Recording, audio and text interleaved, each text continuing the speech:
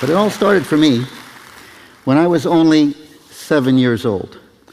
That is when my grandfather, Wallienda, probably the best known tightrope walker of modern times, put me on a wire for the very first time. And on that wire was not even this high off the ground, it was only about the height of a regular kitchen table. But he taught me the elementary skills of tightrope walking.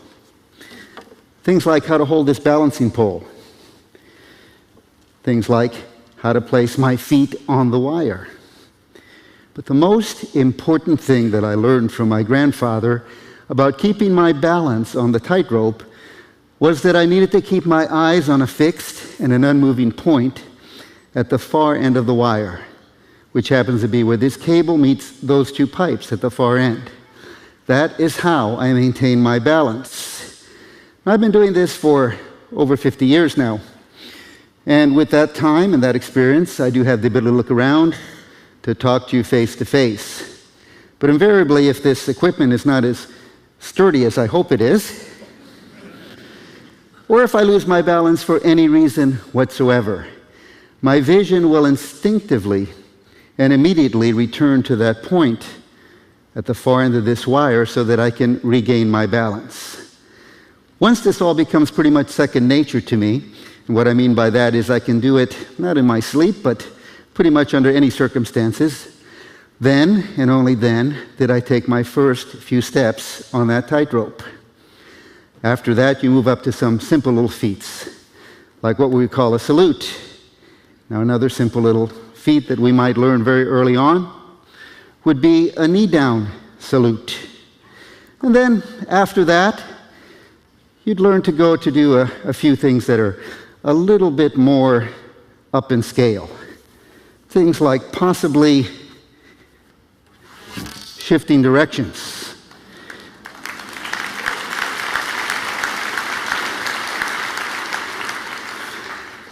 You know, though I learned very early on that I couldn't pay my bills or support my family by simply walking back and forth on a tightrope and doing some simple salutes.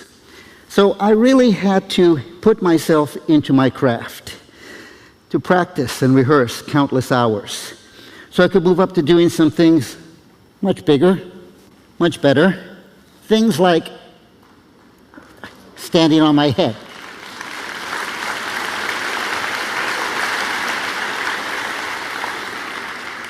Ouch. The more time that goes by, the more stars I see doing that particular trick. You know, it might interest you to know that my rehearsals from the age of 7 until I was 12 or 13 is what it took until I could actually make my first few steps on a regular tightrope, which was 30, 35 feet in the air. And then my family made me wait another 5 years till I was 17 or 18 before I actually became a member of the واليندا troupe. But since that's been so long ago, I've discovered that every once in a while I get out of breath, as you can probably hear at the moment. And when that happens, I find the best way to catch my breath is just to take a moment. So I'm going to place my trusty stool on the tightrope here. And once I get in position, I'm going to join you all and just kind of kick back and chill for a minute.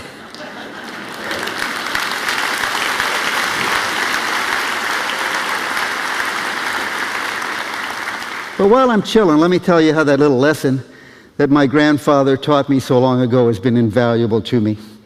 That lesson about focusing on an unmoving point, on a goal in life. You see, as a tightrope walker, I've had innumerable upsets on the wire, times that I've fallen. Well, I found that, by the way, I've never fallen to the ground. I've always been able to catch myself, but even so, that wire is very hard and very unforgiving. And I find that one thing always holds true every time I've ever fallen. It always hurts.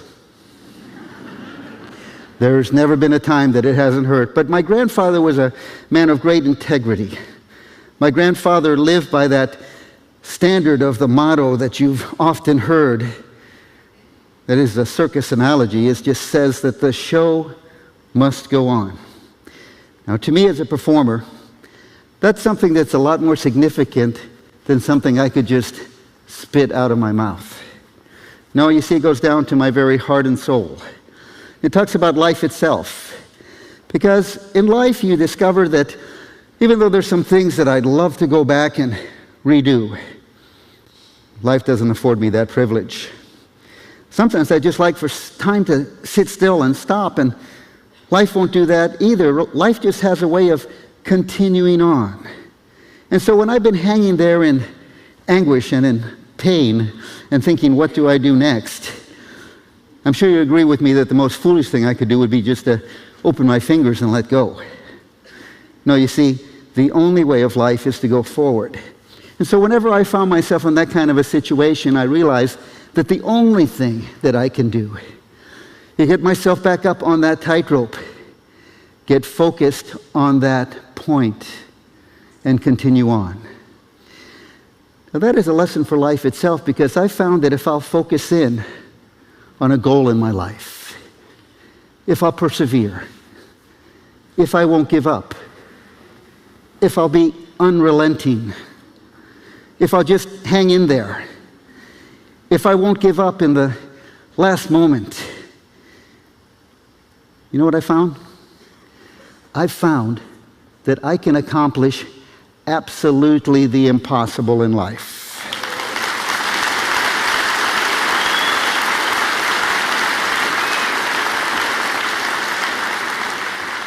Now, you know, that's a lesson not just for me.